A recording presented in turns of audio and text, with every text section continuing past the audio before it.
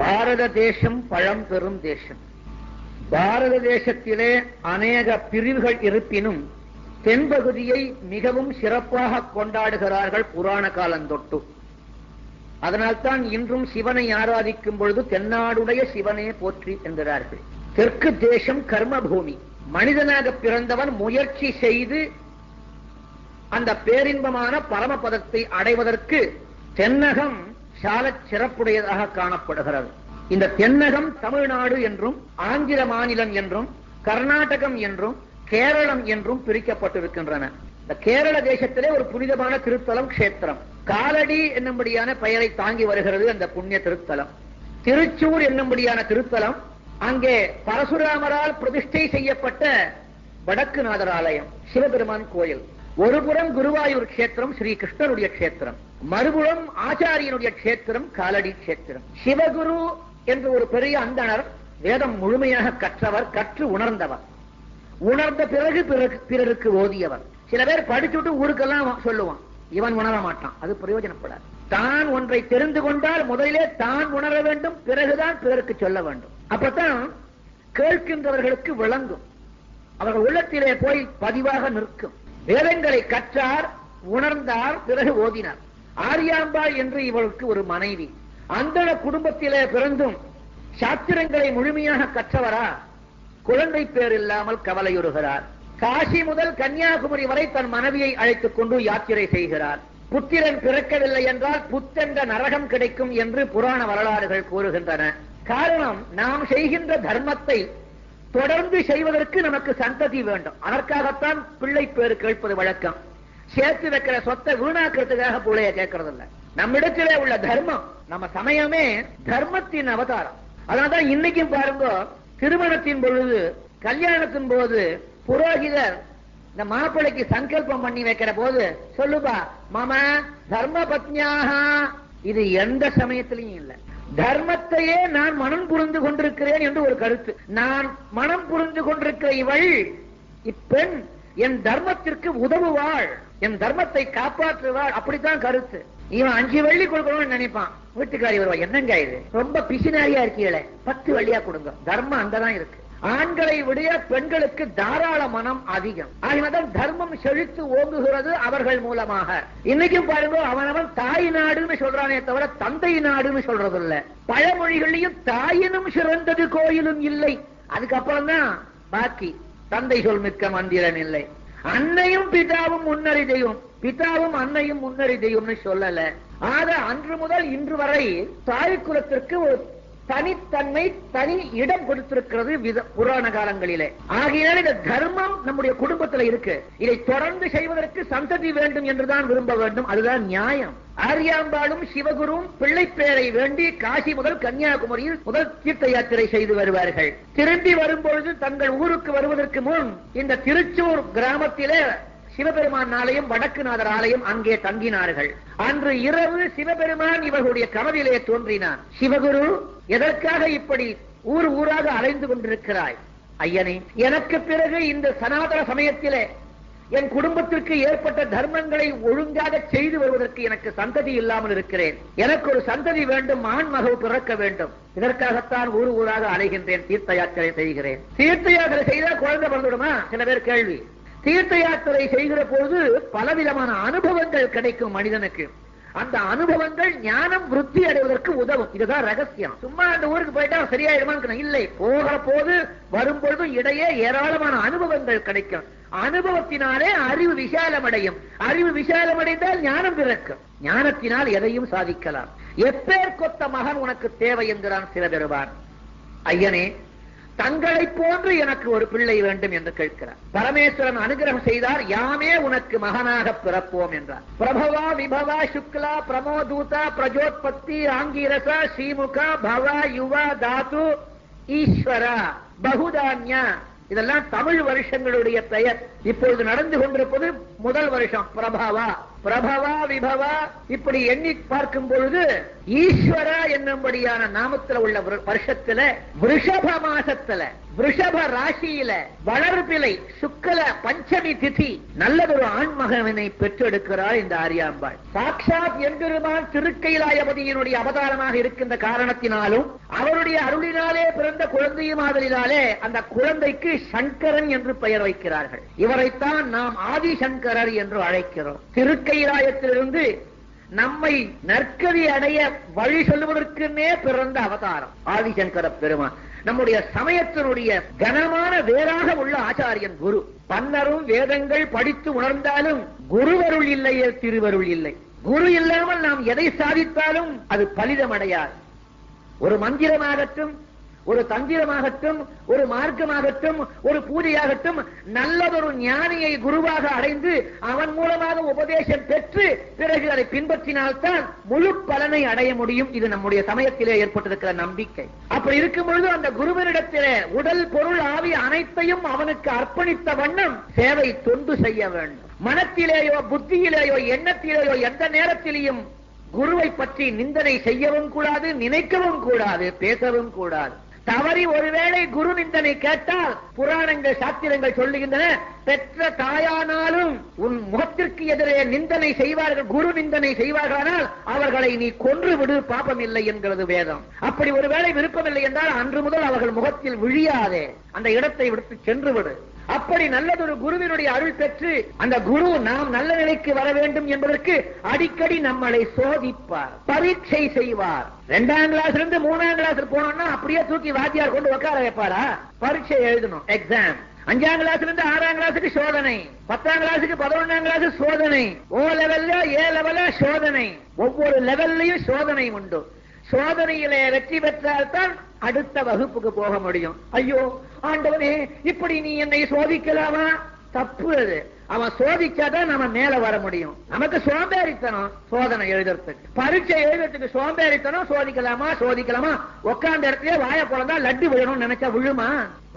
முயற்சி செய்யணும், அதுக்கு பேர் தான் சோதனை. அந்த சோதனையில வெற்றி அடைய வேணும். தோல்வி அடைஞ்சு விட்டோம் பள்ளிக்கூடத்தை விடுறோமா? அடுத்த வருஷம் மறுபடியும் எழுதலையா? மீண்டும் படித்து படித்து படிப்பிலே முழு கவனம் கொண்டு பள்ளியிலே ஆசிரியர் சொல்லிக் கொடுத்திருக்கிறார்.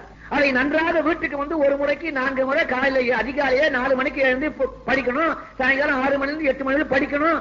எந்த நேரம் புஸ்தகமும் கையுமா இருக்கணும். அப்பதான் சோதனையில வெற்றி பெற முடியும். அது போல ஆசானாகிய குருநாதர் நமக்கு என்ன உபதேசம் செய்கிறாரோ அதையே நினைவிலே வைத்துக் கொண்டு முயற்சி செய்யணும். எந்த நேரமும் ஆசானிடத்திலே பக்தி இருக்க வேணும். உண்டாலும் ஆண்டவனே காலையில எழுந்திருக்கியா, காப்பி குடிக்கிறியா?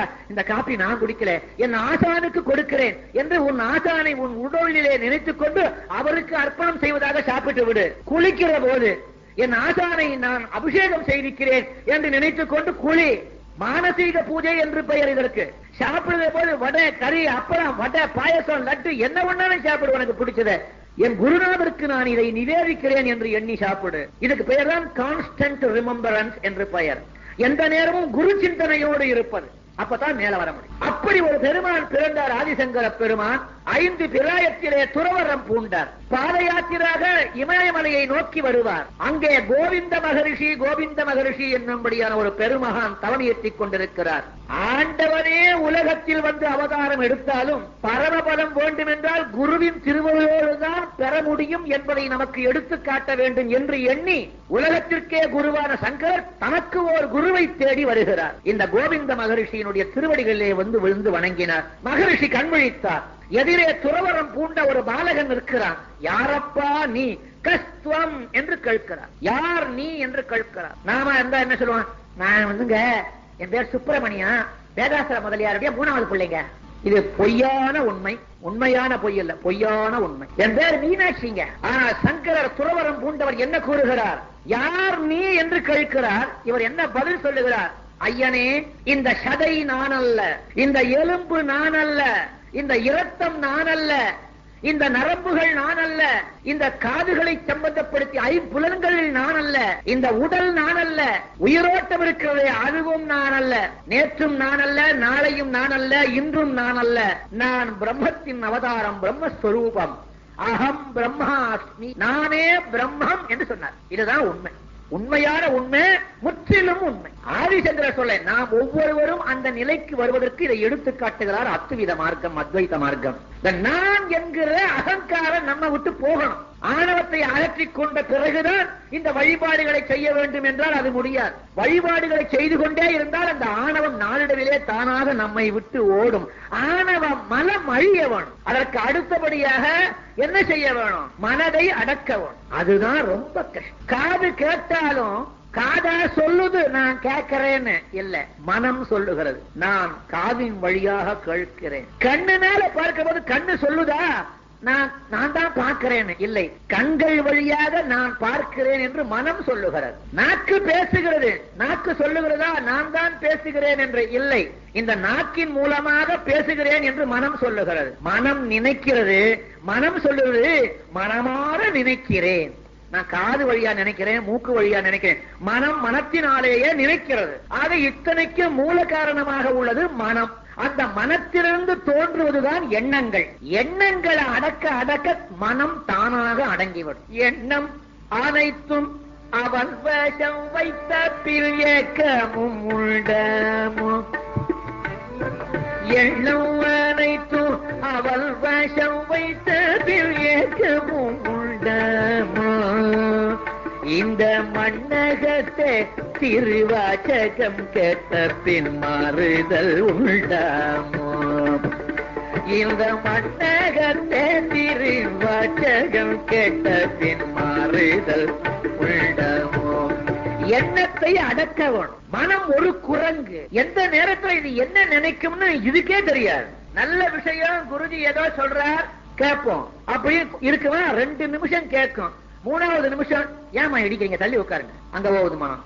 மனம் ஒடுக்கி விட்டா மேல யார் இடிக்கிறான்னு தெரியாது. மனம் ஒடுக்கி விட்டால் நாம எங்கே இருக்கிறோம் என்பது தெரியாது. மனம் ஒடுங்கி விட்டால் இரவு பகல் தெரியாது. மனம் ஒடுங்கி விட்டால் ஏற்ற தாழ்வு தெரியாது. மனம் ஒடுங்கி விட்டால் நேரம் தெரியாது. மனம் ஒடுங்கி விட்டால் பசி, தாகம், தூக்கம், களைப்பு தெரியாது. அந்த அளவுக்கு மனம் ஒடுங்க வேணும். முடியுமா? மகான்கள் கூறுவார்கள், பிரம்மதேவனை சிறையிலே அடைத்து விட்டு சிருஷ்டி தொழிலை செய்யலாம் சுலபம். மகாவிஷ்ணுவையும் சிறையிலே அடைத்து விட்டு காத்தல் தொழில் செய்யலாம் சுலபம். சிவபெருமானையும் அந்த சிறையிலே அடைத்து விட்டு அழித்தல் தொழில் செய்யலாம் சுலபம். 7 சமுத்திரங்களையும் கையிலே எடுத்து கொடுத்து விடலாம் சுலபம். இரவை பகலாக்கலாம், பகலை இரவாக்கலாம் சுலபம். ஆனால் மனதை அடக்குவது அவ்வளவு சுலபம் அல்ல என்று மகான்கள் கூறுகிறார்கள். மனம் ஒடுங்க வேணும், மனத்தை ஒருநிலைப்படுத்த வேணும். இந்த மனத்திற்கு பாக்கி 4 வாசல் இருக்கு. அது என்ன 4 வாசல்? காது அது ஒரு வாசல், கண்ணு அது ஒரு வாசல், மூக்கு அது ஒரு வாசல், நாக்கு வாய் அது ஒரு வாசல். இந்த 4 வாசல் வழியா உள்ள போறதான் மனசு நினைக்கிறது, எண்ணுகிறது. இந்த மற்ற 4 வாசலையும் எப்ப நாம மூடுறோமோ அப்பதான் உடனே குருஜி இது ஒண்ணும் கஷ்டமே இல்ல, இப்பவே மூடுறேன் பாருங்க. பெருசா பஞ்ச எடுத்தா 2 கால் வச்சு அடைச்சுக்கிட்டான், மூக்கை இப்படி பிடிச்சிட்டான், வாயையும் மூடிட்டான், அடைச்சுட்டேன், கண்டையும் மூடிட்டான். 1 நிமிஷத்துக்கு மேல முடியாது. அப்ப என்ன பண்ணுது? ஒன்னால முடியல. முடிகிற மாதிரி நடிக்கிறமே தவிர முடியல. அப்படி பஞ்ச போட்டு அடைச்சா மூட முடியாது. இத்தனைக்கும் காரணம் மனம். மனத்திலே இந்த எண்ணங்கள் தோன்றுகின்றன. அந்த எண்ணத்தை அடக்கிவிட்டால் தானாக கண் திறந்திருந்தாலும் ஒன்றும் தெரியாது, காது திறந்திருந்தாலும் ஒன்றும் கேட்காது. எத்தகைய காரணம்? பேச மனம் வராது, மூக்கு சுவாசிக்காது, பிராணாயாம பந்தனம் ஏற்படும், சுவாசிப்பதும் நாம் அறிய மாட்டோம். அப்படி மனதை முதற்கண் ஒடுக்க வேண்டும். எப்படி ஒடுக்க? மனதை ஒடுக்குவதற்கு தந்திரமா மந்திரமா ஏதாவது உபதேசம் உண்டா?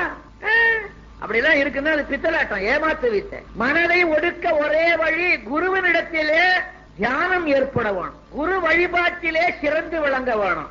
குருவுக்கு பிறகுதான் இறைவன். குரு வேறு, இறைவன் வேறு அல்ல. குரு பிரம்மா, குரு விஷ்ணு, குரு தேவோ மகேஸ்வரா. குருதான் பிரம்மா, குருதான் விஷ்ணு, குருதான் ஈஸ்வரன், குரு சாட்சாத் பரபிரம்மம். குருதான் அந்த பரபிரம்மம். அன்னையும் அவனே, பிதாவும் அவனே, தந்தையும் அவனே, தாயும் அவனே, உடன் பிறந்தோர் அவனே, நீயும் அவனே, அவனும் நீயே. அந்த அளவுக்கு 2 கலந்த மனப்பான்மையோடு குருவை நினைக்க வேணும். அடுத்தது குருவுக்கு சேவை செய்ய வேணும். குருஜி, என்னோட குரு ஆஸ்திரேலியாவில் இருக்க, நான் எப்படி போய் சேவை செய்யறது? துணி துவச்சி போட்டதான் சேவையா? இல்லை. அவர் சொல்லுகின்ற நல்ல உபதேசங்களை பின்பற்றினால் அதுதான் உண்மையான சேவை. ஏதோ உனக்கு அதிர்ஷ்டம் இருந்து குருவனுடைய சன்னதியிலே இருக்கிற நேரம் ஏற்பட்டா அந்த நேரத்திலே அவருக்கு உடலினாலே நீ தொண்டு செய்யலாம். நேராக இருக்கும் சந்தர்ப்பம் கிடைக்கும் பொழுது உடலினாலே தொண்டு செய்யலாம். மற்ற நேரங்களில் எண்ணத்தினாலே தொண்டு செய்ய வேண்டும். நல்ல எண்ணங்களினாலே தொண்டு செய்ய வேணும். எந்த நேரத்தில் எப்ப நமக்கு சாவு வருமோ, இன்னைக்கு வருமோ நாளைக்கு வருமோ இப்பவே வருமோ தெரியாதே. ஆகையினாலே மரண பயத்தோடு இருந்து கொண்டு குருவுக்கு சேவை செய்யணும். இப்படி குரு தியானமும் குரு சேவையும் வளர வளர வளர நாளடைவிலே இந்த மனது நீ சொன்னபடி கேட்கறதுக்கு தயாராயிடும். நல்ல நிலை கிடைக்கும். அடுத்தபடியா என்ன செய்ய வேணும்? இந்த மனசு அங்கேயும் இங்கேயும் ஓடுறது, இதை பிடிச்சு இழுக்கணும். எப்படி இழுக்கணும்?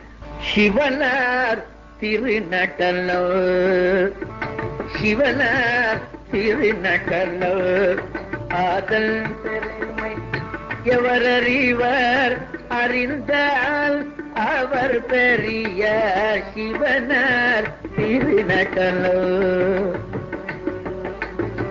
சிவசாரம் பேரின்பமித்தரும் பவசாகரம் விலக பாரும் பொல்லம்பலத்தே சிவனார் திருநட்டலோ. அறம்பொருள் இன்பப்பால் அருளும் வள்ளுவனாயன் குரல் கண்டான், குணம் கண்டான், வேந்த குண்டலம் கண்டான், தினமும் கொண்டாடி நந்தன் தீயில் கலந்து கொண்டான். விரல் காட்டி ஆடும் ஐயல் பணிகாட்டி ஆடும் தில்லை சிவனார் திருநட்டலோ. எண்ணங்களை ஒடுக்க வேணும்.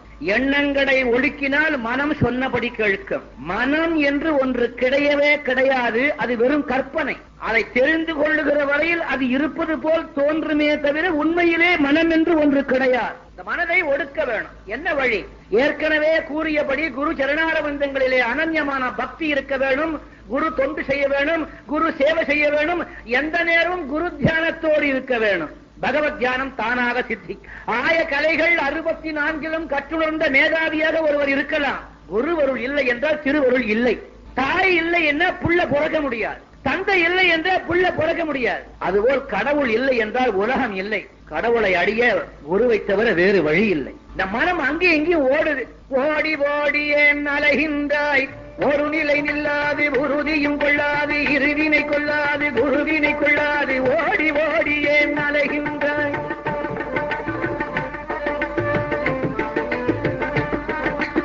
ஓடி ஓடி ஏன் அலைகின்றாய், ஒரு நிலை நில்லாது குருவினை கொள்ளாது, உறுதியும் கொள்ளாது, இருவினை வெல்லாது, ஓடி ஓடி ஏன் அலைகின்றாய். இந்த மனம் அங்கே எங்கேயும் ஓடு. உறுதி இல்லை, எல்லாம் அறகுறை. என்றைக்கு திட நம்பிக்கை திட நிச்சயம் வருதோ அப்போதான் நான் மேல வர முடியும். அது என்னைக்கு வரும் நமக்கு தெரியாது. முயற்சி செய்ய துவங்கணும். பள்ளிக்கூடத்துல போயாச்சு, படிச்சாச்சு, வேலை கிடைக்கல, ஒருத்தன் வீட்டுல சும்மா இருப்பனா, ஏதோ ஒரு வேலை கிடைச்சா தேவைன்னு அலையறது இல்ல. நமக்கு ஒரு பொருள் தேவை, அந்த பொருளை எப்படியாவது பெற்று விட வேணும். இந்த கடையில கிடைக்கணும் அந்த கடைக்கு போ, அந்த கடையில இல்லைன்னா இந்த கடைக்கு போ, இந்த கடையில கிடைக்கும். சில பேர் இருக்கான், கிடைச்சா கூட 10 கடையில விசாரிச்சு எங்க ரொம்ப சீப்புன்னு பார்ப்பான். மனதுல மனசை அடக்கிறதுக்கு இன்னும் சில குணங்கள் தேவை. அடுத்தது என்ன? திருப்தி வேணும். கிடைப்பதை போதும் என்ற மனமே பொன் செய்யும் விருந்து. போதும் என்ற மனமே பொன் செய்யும் விருந்து. கிடைத்ததை வைத்துக் கொண்டு திருப்தி அடையணும். வில்லியம் வார்ட்ஸ்வர்த் நம்ம நாட்டுக்குள்ள வந்து படிச்சுட்டு சொன்னாங்க, a man is considered to be rich or poor not according to his great quantity of wealth, but according to his ability to enjoy the little with what he has. தன்னிடத்தில இருப்பதை வைத்துக் கொண்டு திருப்தி அடைகிறானே அவன் தான் என் பெரிய மனுஷன். எவ்வளவு இருந்தாலும் பத்தலையே, ஐயோ போறலையே, பத்தலையே பத்தலையே. உனக்கு இங்க மேல பத்தல. கிடைத்ததை வைத்துக் கொண்டு திருப்தி அடையவன். மனதை அடக்குவது சும்மா அடக்க முடியாது. இப்ப நான் சொல்றதெல்லாம் நோட் பண்ணிக்கங்க. முதலிலே குரு வழிபாடு, அதுக்கு சிறந்தது ஒண்ணும் கிடையாது. அதனுடைய தொடர்பாக அடுத்தது தேவைக்கு மிஞ்சி நமக்கு தேவையில்லை. இருப்பதை வைத்துக் கொண்டு திருப்தி அடைய வேணும். மனதை அடக்க இது 2வது வழி. 3வது வழி, எப்பொழுதும் நல்லதையே பேச வேணும். வாயில துச்சமான சொற்கள் வரக்கூடாது. பிறர் மனம் நோகும்படியான சொற்கள் நம்ம வாயிலிருந்தும் எண்ணத்திலிருந்து கூட வரக்கூடாது. எப்பொழுதும் நல்லதையே பார்க்கணும், எப்பொழுதும் நல்லதையே கேட்கணும், எப்பவும் நல்லவங்களோடவே அதிகமாக சேர்க்க வச்சுக்கணும். இதைத்தான் சங்கரர் சொன்னார். ஆதிசங்கர பெருமான் சத்சங்கத்வே நிச்சங்கத்வம், நிச்சங்கத்வே நிர்மோகத்வம், நிர்மோகத்வே நிச்சல தத்துவம், நிச்சல தத்துவே ஜீவன் முக்தி. பரமபதம் அடைய வழி சொல்ற. சத்சங்கத்வே நிச்சங்கத்வம், நல்ல மகான்கள், நல்லவர்கள், மகான்கள். சத்சங்கம்னா என்ன? சும்மா கும்பலா கூடிட்டு பஜனை பண்றது இருக்க, அது இல்ல சத்து சங்கம். என் ஆஷா அடிக்கடி சொல்லுவார், சத்து சங்கம் சத் சங்கம். என்ன சத்து என்றால் ஜீவன், ஆத்மா. இந்த ஆத்மாவை அறிந்தவர்கள் எவர்களோ அவர்களோடு சேர்க்கை வைத்துக் கொண்டிருப்பதற்கு பேர் சத் சங்கம். சும்மா கும்பலா கூடுறது, பஜனை பண்றது, கோயிலுக்கு போறது, இதெல்லாம் சத் சங்கம். சத் சங்கத்துக்கு போறதுக்கு இது ஒரு வழி. உண்மையான சத் சங்கம் தன்னை தான் உணர்ந்த மகான்கள் இருக்காளே அவர்களோடு சேர்க்கை, தொடர்பு, நட்பு, சிநேகம் வைத்துக் கொண்டிருப்பதுதான் சத் சங்கம். அப்படி சத் சங்கம் ஏற்பட்டால் என்ன ஆகும்? சத் சங்கத்வே நிச்சங்கத்துவம், கெட்ட சகவாசம் நம்ம விட்டு தானா போயிடும். மகான்களுடைய தொடர்பு உனக்கு கிடைச்சுடுச்சுன்னா, தொடர்புன்னா சும்மா இல்ல, உனக்கும் அவருக்கு நேரடி தொடர்பு வர மாதிரி நீ அவரிடத்திலே நட்பு கொள்ளணும். சத்சங்கத்வே நிச்சங்கத்துவம், கெட்ட சகவாசம் தானா போயிடும். நிச்சங்கத்வே நிர்மோகத்துவம், இந்த துஷ்ட சகவாசம் போன உடனே உனக்கு நாளடைவில் ஆசைகள் குறைய ஆரம்பிக்கும், தானாக குறையும். நீ குறைக்கணும்னு அவசியம் இல்லை. இந்த மகான்களுடைய தொடர்பு கிடைச்ச உடனே உனக்கு தெரியும், நாளடைவில் அனுபவத்தினால எனக்கு ஏதோ நல்லது நடக்க போறது, எனக்கு ஆண்டவன் அருள் கிடைக்க போறது, எனக்கு பரமபதம் நிச்சயம் என்ற நம்பிக்கை தோண தோண இந்த காசு, பணம், பட்டம், அதுல ஆசை வராது. நிச்சங்கத்வே நிர்மோகத்துவம், நிர்மோகத்வே நிச்சல தத்துவம். அந்த ஆசை அழிஞ்சதுன்னா ஒரு முறையா ஒரு நாளைக்கு ஆசை அழிஞ்சிடும். சில பேர் பாத்திருக்கீங்களா, 90 வயசு ஆயிருக்கும், சில பேருக்கு 80 வயசு ஆயிருக்கும். பாவம், வாழ்க்கையில அட்டி பாடுபடாத பாடு. எப்போ 75 வயசுல இது துவக்கத்திலேயே வந்தா நீ ஞானியாக திகழ்ந்து பேரின்பத்தை அடையலாம். 75 வயசுக்கு வருது ஞானம், என்ன பிரயோஜனம்? ஆனா பிரயோஜனம் உண்டு. அப்போ கிடைக்கிற ஞானம் தொடர்ந்து உன்னை பரமபதத்திற்கு அழைத்து செல்லும். பேரின்பம். ஆக நல்ல சொல், நல்ல சங்கம், நல்ல கேள்வி, நல்ல தரிசனம், இதுக்கு பழக்கப்படுத்திக்கணும். கெட்ட சகவாசத்துக்கு இடம் கொடுக்க கூடாது. நம்மிடத்திலே உள்ள குறைகளை ஒவ்வொரு நாளும் எண்ணி பார்க்கணும். அடுத்தவங்கிட்ட உள்ள குறைகளை நாம எண்ணி பார்க்கவே கூடாது. அவனுக்கு நமக்கு என்ன சம்பந்தம்? நாளைக்கு வாய பிறந்தா அவனா வந்து உன் பின்னாடி வர போறான், இல்ல நீ அவன் பின்னாடி போக போறியா? இல்ல, நாம் செய்தது நம்மோட இருக்கும். ஒவ்வொரு நாளும் படுப்பதற்கு முன்னாலே படுக்கையில உட்கார்ந்து கொண்டு காலையில எழும்பினதிலிருந்து இதுவரையில் என்னெல்லாம் செய்தோன்னு எண்ணணும். ஏன்னா எண்ணக்கூடியது மனம். அந்த மனசை கட்டுப்படுத்துக்கு அதை வச்சுக்கிட்டே வேலை வாங்கணும். இன்னைக்கு எவ்வளவு நல்லது செய்தேன், இன்னைக்கு எவ்வளவு கெடுதல் செய்தேன், அதுக்கு அடுத்தது எந்த காரணத்தை கொண்டும் பிறர் மீது பழி சுமத்த கூடாது. அதை காட்டிலும் பாவச் செயல் உலகத்துல வேற எதுவுமே கிடையாது. இதற்காகத்தான் வள்ளுவன் சொன்னான், இன்னா செய்தாரை ஒருத்தல் அவர் நாண நன்னயம் செய்தான். நமக்கு ஒருவன் தீங்கு செய்தாலும் அவனுக்கு நீ நன்மை செய்து அவனுக்கு வெட்கப்பட்டு தலையை குனியும்படி செய்துவிடு. பழைய காலத்திலே பெரியோர்கள் சொன்னார்கள், ஒரு கன்னத்தில் அறைந்தால் மறு கன்னத்தை காட்டு என்று. அப்படின்னா உடனே காட்டிட்டு நிக்கணும்னு அர்த்தம் இல்ல. ஒருத்தனை கூப்பிட்டு அடியா என்ன, அது முட்டாள்தனம். கொடுத்தா திருப்பி கொடுக்க வேண்டிய வேலை வந்தா கொடுத்துடும், அது வேற சமாச்சாரம். எதுக்காக அந்த வார்த்தையை சொன்னார்கள்னா, நமக்கு அந்த பொறுமை வரணும். மனதை கட்டுப்படுத்துறதுக்கு இந்த குணங்கள்லாம் முதல்ல இது நம்மளால சம்பாதிக்க முடியும். இதுக்கெல்லாம் தலைமை இருக்க வேண்டாம், புத்தியை கொஞ்சம் பயன்படுத்தினா போதும். பொறுமை வேணும். ஒரு அம்மா வந்தா இன்னைக்கு, குருஜி நீங்க ஒரு ஜபம் கொடுத்தீங்க, விடாம செய்யறேன், தினம் செய்ய செய்ய கஷ்டம் தான் வருது, சுகமே இல்ல. அப்ப இவ மந்திரத்தை சுகப்படுத்துறதுக்காக வாங்கியிருக்கா, இந்த உலக சுகத்துக்காக. அழிஞ்சு போற உலக சுகத்துக்கு வாங்கினா அது கஷ்டம் தான் வரும். பிரம்ம நிலையை அடைவதற்கு தான் மகான்கள் உபதேசம் பண்ணுவா.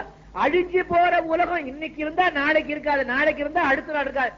இதுல சுகம் வேணும்னா மகான்கள் உபதேசம் பண்ணுவா, சத்தியமா பண்ண மாட்டா. இங்க இருக்கிற சுகமோ கஷ்டமோ அவனவன் ஒரு பிறவியில செய்த வினைகளுக்கு ஏற்பதான் நடக்கும். ஆனா இப்ப உள்ள பிள்ளைங்கள்லாம் அதி மேதாவிங்க. அடேயப்பா, ஒரு பையன் என்ன பண்ணினா, ஒரு சின்ன நாய்க்குட்டி சமீபத்தில் ஒரு 5-6 மாசத்துக்கு முன்னாடி, நான் கொஞ்சம் உடல் நலம் சரியில்லை, ஒரு 2-3 வருஷமாகவே. நான் ரொம்ப நல்லா இருக்கேன், எனக்கு எந்த நோயும் இல்லை, உடலுக்கு தான் நோய். சரி, அங்க சோதனை பண்ணணும்னு எல்லாரும் ரொம்ப கழுத்தா இருத்தானுங்க. சரி, நீ தூக்கின்னு போனானுகள். ஒரு மாதம் அங்க இருந்து அப்படியே வர்ற போது ஒரு வீட்டுக்கு போனேன், தெரிஞ்ச வீடு. ரொம்ப பலவந்தமா கூப்பிட்டுட்டு போனாங்க. அந்த வீட்டு பையன் நாய்க்குட்டி, பக்கத்து வீட்டு நாய்க்குட்டி, இவங்களது இல்ல, அதை புடிச்சு அது காலை பிடிச்சி இழுக்கிறான். அது கத்துறது எனக்கு சகிக்கல. கிட்ட போனேன், கண்ணா அந்த மாதிரி பண்ணாதப்பா, ரொம்ப பாவம். பாவம்னா என்ன அப்படின்னு கேட்கறான். சொன்னா புரியுற வயசா அவனுக்கு. சரி, அவனுக்கு புரியுற மாதிரி சொல்லணும்னு நான் சொன்னேன். தம்பி, நீ இப்ப அத காதை பிடிச்சி வச்சுனா அதுக்கு வலிக்குமோ? வலிக்கட்டுமே, உங்களுக்கு என்ன, இது உருப்படாது, வலிக்கட்டுமே. நான் சொன்னேன், நீ எனக்கு காதை பிடிச்சி இழுக்கிற, அடுத்த ஜென்மால அது ஒன்ன மாதிரி பையனா பிறக்கும், நீ நாய்க்குட்டியா பிறப்ப, உன் காதை பிடிச்சி அப்ப இழுக்கும். அது பய Guruji, I have got a doubt. என்னடா கண்ணானே, போன ஜென்மாவில நான் நாய்க்குட்டியா இருந்து இந்த நாய்க்குட்டி பையனா இருந்து அப்ப என் காதை பிடிச்சி இழுத்திருக்கும், அதனாலதான் நான் இப்ப இருக்கிறேன். இது தேராது. பிறர் மனம் புண்படிப்படி நடக்க கூடாது, இன்சொல்லே பேச வேணும், நல்லதையே நினைக்க வேணும். கூடிய வரையில் அதிகாலையில் எழுந்திருக்க முயற்சி பண்ண வேணும். வீட்டிலே உள்ள தாய் தந்தையர்களை வணங்க வேணும். முதல்ல அகங்கார தொலையனமான பெற்ற தாய் தந்தையர்களை வணங்கணும். பெற்ற தாயை வணங்க தெரியல, பெற்ற தந்தையை வணங்க தெரியல, உனக்கு பணிவு என்பது எங்க வரும்? வர பண்டைய காலத்தில் ஒரு பழக்கம் நம்முடைய சமயத்துல இருந்தது. அதிகாலை எழுந்த உடனே பல்ல வளைக்குவான், விபூதியோ திருநூவோ நாமோ சந்தனமோ எடுத்துக்குவான். அம்மா கும்பிடுறேம்மா, மகாராஜனா கண்ணா, அப்பா போயா, அப்பா நில்லுங்க, நமஸ்காரம் பண்றேன், நல்லா சௌக்கியமா இருக்கா கண்ணா. என்ன பாவம், இந்த அப்பாவுக்கு அம்மாவுக்கு யாருமே நமஸ்காரம் பண்றது இல்ல. பிள்ளைய பண்ண உடனே ஒரு சந்தோஷம், உள்ள சந்தோஷத்தோடு வாழ்த்துவார்கள். அந்த வாழ்த்து உன்னை பெரியவனாக்கி விடும். வீட்டுக்கு பெரியவர்கள் வந்தா அவர்களை வணங்கணும். மகான்களை கண்டா பொத்துன்னு விழணும். அவன் மேலேயே போய் விழக்கூடாது, அது பக்தி அல்ல. மனத்தினாலே விழணும், முடிந்தால் சரீரத்தினாலும் விழணும். தெய்வ சன்னிதானங்களை கண்டா எதுக்காக இந்த நமஸ்காரம் என்று நம்முடைய சமயத்துல வச்சாங்க? பணிவு ஏற்படுவதற்கு இது ஒரு வழி. முதலிலே அன்னையை வணங்க வேணும், தந்தையை வணங்க வேணும். உற்றார் உறவினர்கள் வந்தாங்க, பெரியவங்களா இருந்தா வணங்கணும், படிச்சவங்க வந்தா வணங்கணும். அதெல்லாம் இப்ப நம்ம சமயத்தை விட்டு போய் குறைஞ்சிட்டு வரும். அப்பாவையே பாக்குறான் சில பிள்ளைகள். நான் பார்த்தேன் இப்ப அமெரிக்காவில். ஹாய் டாட், இது உருப்படுமா? ஹாய் டாட், இது எந்த ஜென்மாவில் இதுக்கு பணிவு வரப்போகுது, எப்போ இது மனசை ஒடுக்க போறது, எப்போ இது மேலுக்கு போறது? இது எத்தனை ஜென்மாவோ எடுத்தாலும், எத்தனையோ கோடி கோடி ஜென்மாக்கள் எடுத்தாச்சு, இன்னும் எவ்வளவோ எடுக்கணும். எங்க ஊர்ல எல்லாம் நம்ம சமயத்துல அப்பாவோ அம்மாவோ செத்து போயிட்டா வருஷத்துக்கு ஒரு தடவை திதி கொடுக்கறது. சிரார்த்தம்னு பேரு, திதின்னு பேரு, தேவசான்னு பேரு. அன்னைக்கு அந்த ஐயர் என்ன பண்ணுவார், புண்டம் வச்சு 2 பேரை சாப்பிட சொல்லி எழுப்பிட்டு, அதுக்கு பேரு வாயச புண்டம்னு பேர், காக்காய்க்கு வைக்கிறது. அதை கொண்டு போய் வச்சுட்டு வாத்தியார் சொல்லுவார், சார் அதை கொண்டு போய் வச்சுட்டு காக்காயை கூப்பிட்டு வாங்க. எப்படி கூப்பிடணும்? ஹாய். சமஸ்கிருதத்துல ஹாய் தான் கூப்பிடணும். இந்த புண்டத்தை கொண்டு வச்சுட்டு அப்பம் போயிட்டான், புண்டத்தை ஹாய். இப்ப அப்பனை நேர பார்த்தே ஹாய், இருக்கச்சியே புண்டம் போடுறான். பாவச்செயல். பெரியோர்களை கண்டால் கீழே விழுந்து வணங்க வேணும்.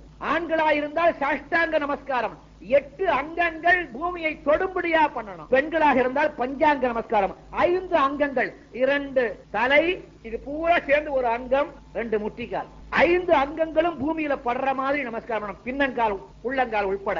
ஆண்கள் நமஸ்காரம் பண்ணச்ச 6 தான் வரும். திரும்பி இந்த காதையும் அந்த காதையும் தொட்டு 8 தடவை செய்யணும். எதற்காக? இது நம்மிடத்தில் உள்ள ஆணவ மனத்தை குறைப்பதற்காக ஏற்பட்டது. இது ஒருத்தரை பார்த்து நாம் வணங்குறோம்னா நம்ம கிட்ட அகங்காரம் இல்லேன்னு. அகங்காரம் ஆணவம் உள்ள வணங்க மாட்டான். அதுக்கு பேர் என்ன? வணங்காமுடி. வணங்காமுடி பேச. எப்போது உனக்கு வணங்க தெரியலையோ உன்னிடத்திலே அடக்கம் இல்லை என்றார். என்னைக்கு நீ மனசை ஒடுக்கி மேல வரப்போற மனச அடக்கி என்ன பண்ணணுங்கிற, நீ வேற வேலை இல்ல போய, அப்படி சொல்ற அசடுகளும் உண்டு. அவர்களை பார்த்து நான் பரிதாபப்படுவேனே தவிர கோபப்பட மாட்டேன். ஐயோ, இன்னும் எத்தனை ஜென்மம் எடுக்கணுமோ, உலகத்துல எவ்வளவு கஷ்டப்படணுமோ என்று பரிதாபம் தான் படுவோம் எங்களை போல உள்ளவர்கள். அது என்ன பரிதாபம் சொல்றோம் இல்லையா அடிக்கடி? அவரை பார்த்தா ரொம்ப பரிதாபமா இருக்குங்க. அது என்ன பரிதாபம்? பரினா குதிரைக்கு பேரு, குதிரை கஷ்டம்னு பேரு. பரிதாபம்னா கஷ்டம், பரினா குதிரை, குதிரை படுற கஷ்டம். அது என்ன குதிரை படுற கஷ்டம்? பாவம், நல்ல கண்கள், பெரிய கண் அந்த குதிரைக்கு, அதை மூடிடுவான். இருக்கிற கண்ணை மூடிடுவான். இந்த குதிரை பாவம் தூங்கணும். நம்ம தூங்குற மாதிரி எல்லா பிராணிகளும் நித்திரை கொள்ள வேணுமே. இந்த குதிரைக்கு படுத்துட்டு தூங்க தெரியாது, நின்னுட்டேதான் தூங்கும். 4 காலும் வலிக்கும். அப்ப என்ன பண்ணும்? 3 காலை அமைக்கிண்டு 1 காலை இப்படி தூக்கிடும். அப்புறம் அது வலியார உடனே அந்த காலை வச்சுட்டு அப்புறம் இன்னொரு காலை அப்படி தூக்கும். அப்புறம் அதை வச்சுட்டு பின்னங்கால 1 காலை தூக்கும். இதை காட்டிலும் கஷ்டம் வேற கிடையாது. அதான் பரிதாபம், குதிரை படுற கஷ்டம். அவரை பார்த்தா பரிதாபமா. ஒருத்தர் கேட்டார், குருஜி இவ்வளவு பேர் வராங்களே, அநேகமா இத்தனை பேரும் சிவலோகம் போவாங்களா? எல்லாரும் போயிட்டா அப்புறம் என்ன கதை? எல்லாராலையும் போக முடியாது. 1000 பேர்களுக்கு அறிவுரை சொன்னால் எனக்கு நிச்சயம் தெரியும் 5 பேர் நிச்சயமா அதுல முன்னுக்கு வருவாங்க. ஆனா அந்த 5 பேர் எந்த 5 பேர்னு தெரியாது. குருவுக்கு தெரியும், மற்றவர்களுக்கு தெரியாது. அதனால பொதுவாக அறிவுரை கொடுக்கிற பொழுது இதில் ஏதோ ஒரு 5 பேர் நிச்சயம் ஞானிகளாக மாறி பேரின்ப நிலையை அடைவார்கள். அப்ப ஒவ்வொருத்தரும் என்ன நினைக்கணும்? அந்த 5ல நான் ஒன்னா இருக்கணும், அந்த 5ல நான் ஒன்னா இருக்கணும், அந்த 5ல நான் ஒன்னா இருக்கணும்னு நினைக்கணும். ஆக மனதை ஒடுக்குவதற்கு இவ்வளவு நற்பழக்கங்கள் முதல்ல நமக்கு தேவை. அந்த நற்பழக்கங்கள் பழகிக்கணும். பிறகு ஓரிடத்திலே அமர்ந்து வீட்டிலே தினமும் காலை ஒரு முறை, மாலை ஒரு முறை. 2 வேளை முடியலன்னா ஒரு வேளையாவது இருக்கணும். அரை மணி நேரம் செலவு செய்யணும். சும்மா 5 நிமிஷம் 10 நிமிஷத்துல வந்துடாது. இது பழகணும். படுக்கிறதுக்கு 9 மணி நேரம் ஆறு, 9 மணி நேரம் தூங்குறோம். ஊர் சுத்துறது பகல் பூரா. அதனால நமக்கு எந்த பிரயோஜனம் இல்லை. தினமும் ஒரு அரை மணி நேரம் 30 நிமிடங்கள் செலவு பண்ணணும். என்ன செய்யணும்? கைகால்களை கழுவிக்கொண்டு, இந்த புறச்சுத்தம் அவசியம். அப்பதான் அகச்சுத்தம் ஏற்படும். முடிந்தால் குளித்து விட்டு, குளித்த உடனே நம்ம வீட்டுல ஏதாவது பூசை அறை ஒண்ணு இருக்காதா? இல்லாவிட்டாலும் இருக்கின்ற அறையை அதுவே பூசை அறை என்று எண்ணிக்கொள்ளுவோம். காலையிலே கிழக்கு பார்த்து அமர வேண்டும், மாலையிலே வடக்கு பார்த்து அமர வேண்டும். ஏன்னா சயின்டிபிக்கா east and north plus point, south and west minus point. பூஜை செய்தாலும் தியானம் செய்தாலும் வழிபாட்டுக்கு இந்த 2 திக்குகளும் முக்கியம். இதெல்லாம் சயின்ஸ், விஞ்ஞானம். காலையிலே கிழக்கு நோக்கி, மாலையிலே அல்லது படுக்க முன் இரவிலே வடக்கு நோக்கி அமரவனம் ஒரு அரை மணி நேரம். என்ன செய்யணும்? சும்மா போய் உட்கார். எப்படி உட்காரணும்னு சொல்றேன். இப்ப நான் எப்படி உட்கார்ந்து அப்படி உட்காருங்க. ஆமா, இதுக்காக காலம் மடக்கி உட்காரணும். ஏங்க இப்படி உட்கார விடாதா? உட்காரலாம், தூங்கிடுவேன். பெரியவர்கள் சரியான இப்படி வைத்துக் கொண்டால், இப்படி உட்கார்ற பொழுது இந்த ரத்த ஓட்டம் இடுப்புக்கு கீழே குறையும். ரத்த ஓட்டம் இடுப்புக்கு கீழே குறைஞ்சி இடுப்புக்கு மேலே ரத்த ஓட்டம் நிறைய இருக்கும். ஆனா இந்த ரத்த ஓட்டம் வேகமா போற பொழுது இடுப்புக்கு கீழே அதிகமா போக முடியாதுன்னு அது வேகமா வரும். எப்பொழுதுமே இடது பக்கமா தான் வரும். அப்படி இடது பக்கமா வர போதுதான் இந்த இடத்துல ஹார்ட் இருக்கு. அந்த இடது பக்கம் தான் ஹார்ட் சுத்தமா வேலை செய்யும். சுத்தமான ஹார்ட் உனக்கு நாளடைவுல வந்துடும். அவருக்கு நல்ல உள்ளங்க. Very good heart. எண்ணங்களை அடக்குவதற்கு இருதயம் முக்கியம். அதுக்கதான் காலை மடக்கி உட்கார. இந்த 2 கரங்களையும் இந்த முட்டியில அப்படி தொங்க போட்டு விருப்பம் உள்ளவா செய்யலாம். நல்லா நிமிர்ந்து உட்காருங்க. இந்த கைய போட்டிருக்கிற போது இந்த 2 கையும் லூஸ் பண்ணணும். டைட்டா அப்படி டைட்டா உட்கார லூஸ் பண்ணணும். லூஸ் பண்ணாதான் அந்த ரத்த ஓட்டங்கள் சுத்தமா இருக்குவாங்க. டைட்டா வச்சு அங்க போகாது. அப்படி லூசா உட்காந்துக்கணும். நன்றாக நிமிர்ந்து கை அப்படி லூசா. எந்த ஒரு நற்பழக்கத்திற்கும் எந்த ஒரு வழிபாட்டிற்கும் குரு முக்கியம். கண்ணை மூடிக்கொண்டு ஞானானந்த சுவாமிகளை காட்டிலும் இன்னைக்கு லோகத்துல ஒரு குரு இருக்க முடியாது. அந்த திருவுருவத்தை பார்த்தவர்கள் படத்துல பார்த்திருந்தாலும் சரி, பொம்மையில பார்த்திருந்தாலும் சரி, போட்டோல பார்த்திருந்தாலும் சரி, நேர பார்த்திருந்தாலும் சரி, திருவுருவத்தை சற்று நேரம் நினையுங்கள். ஒரு நிமிஷம் கண்ணை மூடிக்கொண்டு நினைக்கிற போது இந்த இரு புருவத்திற்கு மத்தியில நெற்றிக்குள்ள நினைக்கணும். கண்ணை தரங்க. இப்ப நான் சொல்ற மந்திரத்தை சொல்லுங்க. ஞானானந்த ஞானானந்த ஞானானந்த ஞானானந்த ஞானானந்த ஞானானந்த ஞானானந்த ஞானானந்த. கண்ணை மூடிண்டு அந்த திருவுருவத்துல மனசுல நினையுங்க. இப்ப அந்த மந்திரத்தை சொல்லுங்க. ஞானானந்த ஞானானந்த ஞானானந்த ஞானானந்த ஞானானந்த ஞானானந்த ஞானானந்த ஞானானந்த. இப்படி ஒரு 5 நிமிஷம் சொல்லிக்கொண்டே இருக்க வேணும். அதுக்கு அடுத்தபடியா இப்ப கண்ணை திறந்து என்ன பாருங்க. இந்த பிராணன் உடலில் நிலைச்சி இருக்கிறதுக்கு காரணம் இந்த சுவாசம், உஸ்வாச நிஸ்வாசம். இந்த காற்று உள்ளுக்கு போறது, காற்று வெளியில வருது. அது வெளியில போறது உள்ள போகல, நம்ம சமாச்சாரம் காலி. உள்ள போனது வெளியில வரல, அப்பவும் காலி. அதனால ஒழுங்கா போயிட்டு இருக்கு. இந்த உயிர் உடலிலே தங்குவதற்கு மூல காரணம் மூச்சு. அந்த மூச்சை சுத்தமாக்கணும். மனசை ஒடுக்கிறதுக்கு இவ்வளவு வழி. அடுத்தபடியா என்ன செய்யணும்? மூச்சை சுத்தமாக்கணும். பரபிரம்மத்தினுடைய சொரூபம் என்னன்னா பிரணவம். அதுக்குன்னு ஒரு உருவம் கிடையாது. அது பிரணவ வடிவமாக இருக்கு. இல்லைன்னா தந்தைக்கு உபதேசம் செய்தானே முருகப்பெருமான், பிரணவத்தின் கருத்தை தானே சொன்னான். அவனும் பிரணவத்திற்குத்தானே அர்த்தம் கேட்டான். எங்கையாவது சொன்னதாக இருக்கா? இல்ல, காதோடு காது சொன்னான். அப்ப அது உள்ளுக்குள்ள அமுங்கி போச்சு. அந்த அமுங்கி போன பிரணவத்தின் அர்த்தத்தை நாம தெரிஞ்சுக்கணும். எப்ப தெரிஞ்சுப்போம்? பழகினா தெரியும். என்ன செய்யணும்? சாதாரண மூச்சு விடுறோம் இல்லையா? கவனிங்க, நான் கொஞ்சம் உங்களுக்கு காது கேட்கிற மாதிரி மூச்சு விட்டு காட்டுறேன்.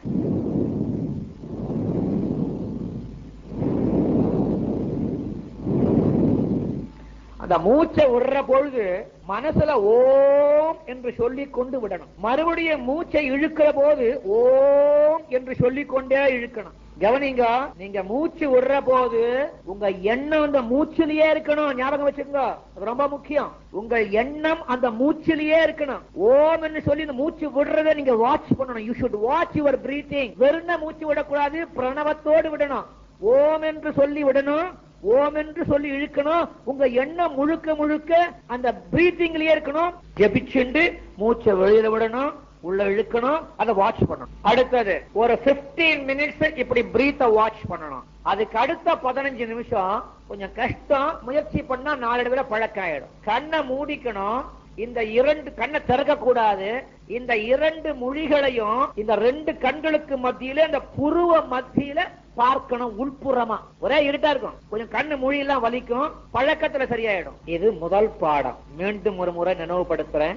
என்னென்ன குணங்கள் நமக்கு வேணும்னு சொல்லியிருக்கேன், அதை முதல்ல வாழ்க்கையில பயன்படுத்தணும். நல்லதையே பேசணும், நல்லதையே கேட்கணும், நல்ல சொற்களே வாயில வரணும், நல்லவர்களோடு இணங்கணும், பிறர் மனம் புண்படும்படி பேசவும் கூடாது, நினைக்கவும் கூடாது, ஆசையை குறைக்க வேணும். இப்படி பழக்கப்படுத்திக் கொண்டு தினம் ஒரு அரை மணி முதலிலே காலை மடக்கி காலையில கிழக்கு முகமாக மாலையில வடக்கு முகமாக அமர்ந்து காலை மடக்கிண்டு இந்த ரெண்டு கையையும் இந்த மணிக்கட்டு இந்த முட்டியில படுற மாதிரி வைத்துக் கொண்டு இப்படி தொங்க விட்டு அதை லூசாக்கி கொண்டு நன்றாக நிமிர்ந்து உட்கார்ந்து ஞானானந்த ஞானானந்த ஞானானந்த ஞானானந்த ஞானானந்த ஞானானந்த ஞானானந்த ஞானானந்த இப்படி குருநாதனுடைய திருவுருவத்தை நினைத்துக் கொண்டு 16 முறையோ அல்லது ஒரு 5 நிமிடங்களோ ஜபம் செய்துவிட்டு வாயினால் சொல்லாமல் மனத்திலா சொல்லணும். இதை செய்துவிட்டு அதுக்கப்புறம் மூச்சை விடணும் வெளியில.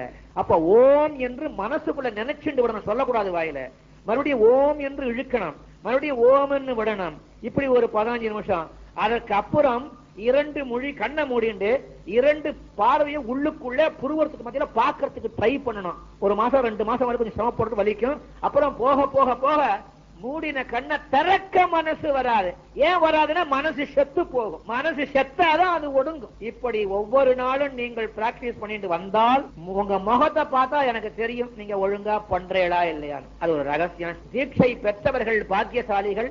உங்களுக்கு மங்களம் உண்டாகட்டும், உங்கள் மனம் ஒடுங்கட்டும், அந்த மகேசனுடைய தரிசனம் கிடைக்கட்டும், சாயுஜ்ய பதவி கிடைக்கட்டும். அதுவரையில் நீங்கள் நீண்ட ஆயுள் ஆரோக்கியத்துடன் வாழ்ந்து புவியிலே சகல சௌபாகியங்களையும் அனுபவித்து பிறகு பரமனுடைய அந்த சாயுஜ்ய பதவி உங்களுக்கு கிடைக்கும் என்று ஆசீர்வதித்து ஞான வழியை மறந்து விடாதீர்கள், குருவை மறந்து விடாதீர்கள். உங்களுக்கு நல்லது கிடைக்கட்டும்.